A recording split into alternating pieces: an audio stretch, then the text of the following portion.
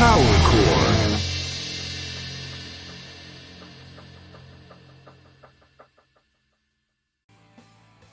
Hey, Power Chord, we are here today with a skate punk legend. We are here with Magnus from Satanic Surfers. Thank you, Magnus, for your time.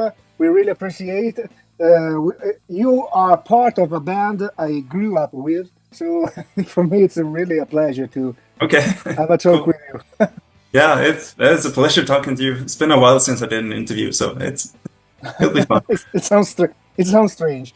Yeah. Anyway, Satanic Surfers have been around for years, and what keeps the band inspired and motivated after all this time?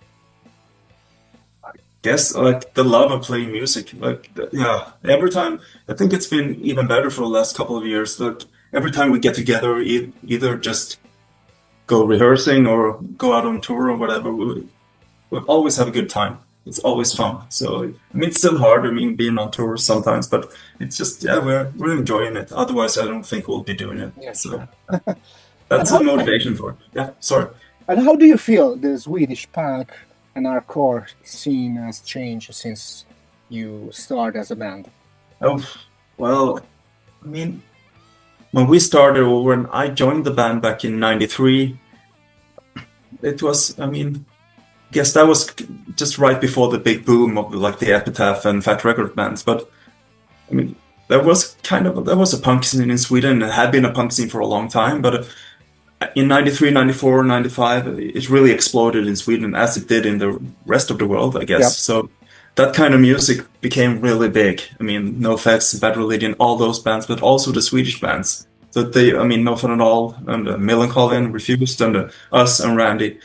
And the thing is, in Sweden, that only lasted for like a couple of years, 3 years, something like that. Then it kind of died down. It was really in Sweden, it was a trend in a different way. Like it was like in '97, it was really hard for us to get shows, or we could play, but the shows weren't nearly as good as they were a mm, few years, just 2 years prior. So then we went out in Europe instead, and I mean, Germany was there, all like started doing tours around the world instead, and so that changed a lot. I mean, still, I would say Sweden hasn't really recovered since then. It's never been that big again in Sweden. I mean, the big bands like, yeah, Bad Religion and NoFX and Pennywise, they draw a lot of people to the shows. But for the other bands that come, I mean, a lot of the American bands, they don't come to Sweden because it's too far up north. yeah. I mean, it doesn't pay that well. It costs a lot of money to go up here. So those bands don't really. You have to be a big band to play here for the melodic It's the stuff. same. It's the same for Italy, but on south, Yeah, in south. yeah. I think. I mean, some countries are still good for us. I mean, and Italy is good for us when we can play. It's better than Sweden. But I think the thing is for us, we did a tour in Sweden. I guess 2 years ago, did like weekends with Melancholy and No Fun at All and us. Three bands playing like the package thing. That's the Yeah, really good I to do see. it. I Yeah, mean, Melancholy can always do good shows because they're a big band. But for us and No Fun at All, it was really good just to have that kind of thing in Sweden. That we could never do shows like that by ourselves. So it's kind of hard in Sweden. It yeah, is. yeah. I can imagine. Are there any albums or songs in your catalog that you feel deserve more recognition? Hmm. I mean, uh, album that I think is kind of forgotten is Taste the Poison. The last one we did before we broke up, because that was I think that was probably at the worst time for for like in the band for I don't know. I mean, we broke up like 2 years later. It was kind of you can feel it when we recorded the album. We really liked the album, but at that time, like for the band, it was we didn't have that good shows, and it just I Yeah, think that album got kind of forgotten because we broke up quite soon afterwards. And I think there's really good songs on that album, but on the other hand, we don't play any songs of that when we go on tour now, so we don't really promote it either. So, but I think that's a really good album that deserves recognition for sure. I know that you already nominate some bands that influence your music, but I would like to know more. I mean, what bands has had the biggest influence on your music when you were growing up?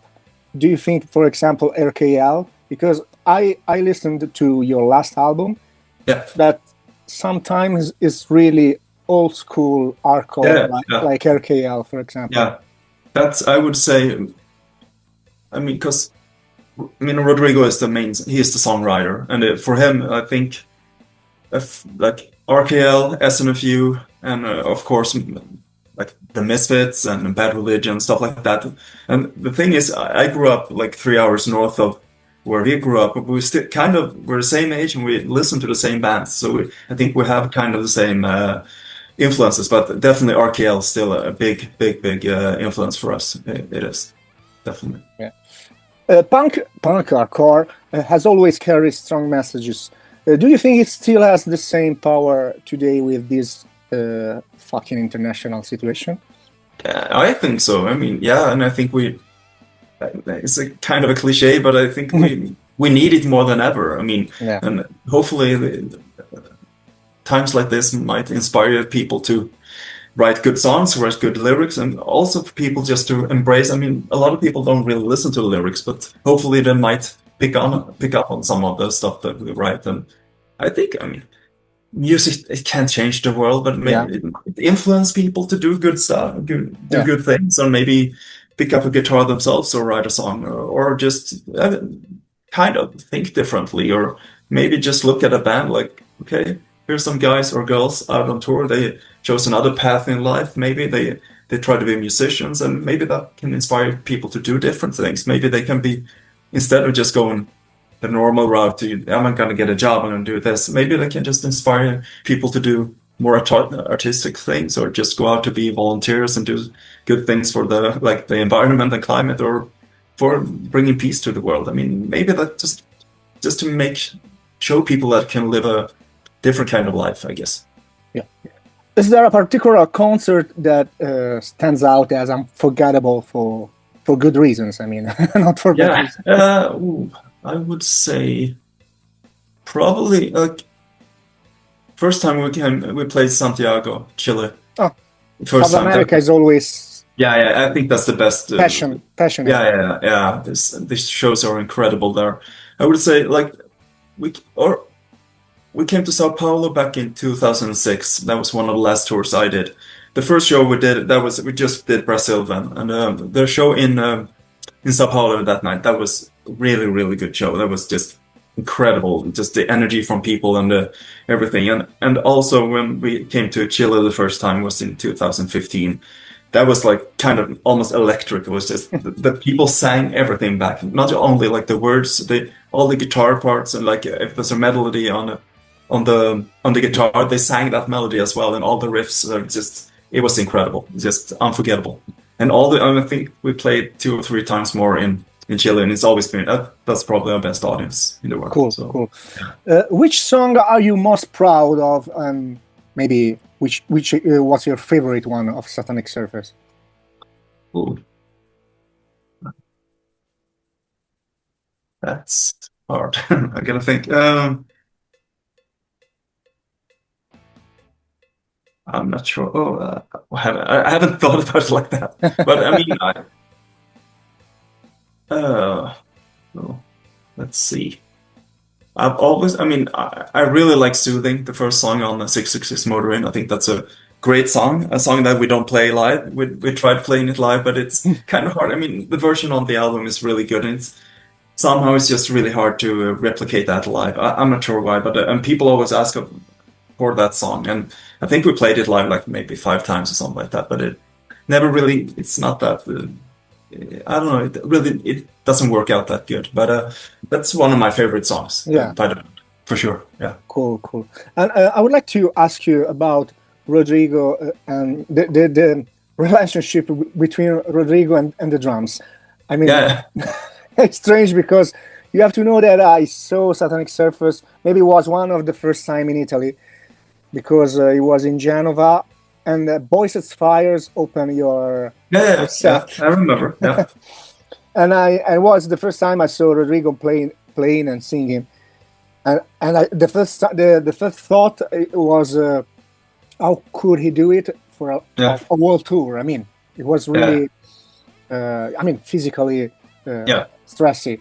Why he come back to beyond the drums?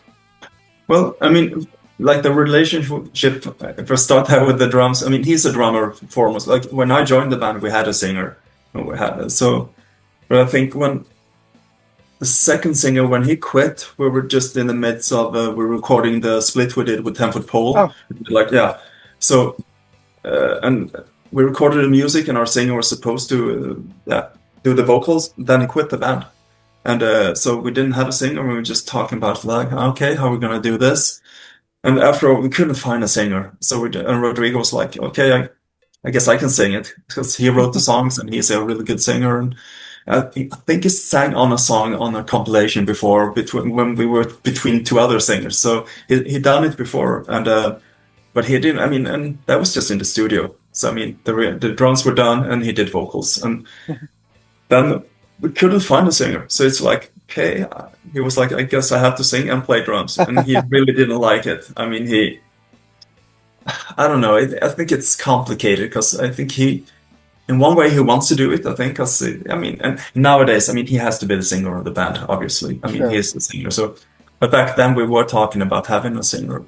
Anyway, he did it for maybe 5 or 6 years, I guess, back then, up until 2001, and then it was just too hard. And we wanted a drummer instead, and we tried that for a while, and then after we broke up and we were reuniting the band again, then in 2014, 15, we just said like, okay, well, we didn't really talk about it. I mean, it was just natural for us to say, well, we're gonna have a drummer and you're just gonna sing because that's what the way we ended the band back in 2007. And so we got Stefan in on drums, and it worked really good. But he then he became a father, Stefan, and he couldn't tour, so he quit the band. And then it was just natural. Okay, we can't bring another guy into the band. It's just gonna be the four of us. And I think he's enjoying it more now than he did back then. So I think it works out good. But I mean, I don't know how it does it. It's I don't even. incredible. Just the stem, and it's one thing just to play drums like he does for 1 hour and sing. I mean, let's say he didn't have to sing a melody, it was more like a hardcore thing, but he has to keep like the melodies and the in pitch, like the tones and everything right. So I don't know how he does it, but it's just he can do it. But it's a double duty for sure. Yeah. Cool, cool. And I have some rapid fire question for you. No Yeah. effects or bad religion? What's that one? No effects or bad religion? Bad Religion. Yeah. Favorite Swedish band besides Satanic Surfers? So, Entombed. Ah, in Tone. Oh, wow. Yeah. Yeah. Your favorite city to play in? You talked me about Santiago. Maybe you could. Santiago or Sao Paulo, and I'll say another city, Montreal in Canada. Oh, cool. Yeah. And one band you still want to tour with? I mean, you've been on tour and you would like to go on again. I would like to tour with RKL again. We did like 3 shows once, like back in '95 with them. You have to convince them to come back to Europe. I know, and I missed them. They were here last year, and I couldn't see them. But yeah, we'll see. Your first record, the first record you ever bought, if you remember. Depeche Mode, Speak and Spell. Yeah. I would like to finish with what's next for Satanic Surfers, because I was listening to your last album, and I was wondering what's going on now. Well, we haven't. I mean, we've been recording a new We have like It's not a full album. It's like 6 songs with the vocals and 1 instrumental. So it's kind of a, I don't know, EP thing or something like that. And the music has been done for, I guess, 3 years now or something like that. And the vocals are done. We're gonna mix it this summer, and hopefully it's gonna be out this fall. So it's about to finally be released. But we recorded it at the Rodrigo's place at a studio. And so there's no deadline there, and there's no deadline from the record company, and then it just takes forever. But it's going to be out this year, so it's good. Then I saw some European gigs, summer gigs. Yeah, we're going to France on Wednesday, and we're playing Hellfest on Thursday, and a cool show in tour, and then we have a weekend in Germany, middle of July, and a weekend. Like we're going to punk rock holiday. Okay. Yeah. I'm playing in Sweden the day after with Lagwagon, and so yeah, and in Canada in September. So yeah, Very things are cool. happening. Yeah. Magnus, I would like to thank you a lot because we try to do Yeah, I know, and this I've talk. been, yeah, but I've been I was sick. easy with the Yeah. answers. Yeah, but no problem. Thank you really a Yeah, lot. thank you so And much. please say hi and bye to the other guys. Yeah, where do you live? What city? Livorno, close to Livorno. Slovenia. Yeah, I know. We've been there. You, Yeah, you remember you play maybe yeah, 2 or 3 times in Livorno. yeah. I remember we played like outside a castle once. Yeah, Like yeah, Fortezza, yeah, yeah, Fortezza. yeah. That was really cool. I Yeah. remember that. Magnus, Yeah, bye and thanks a lot. yeah. Thank you. Bye Take care. bye. Bye.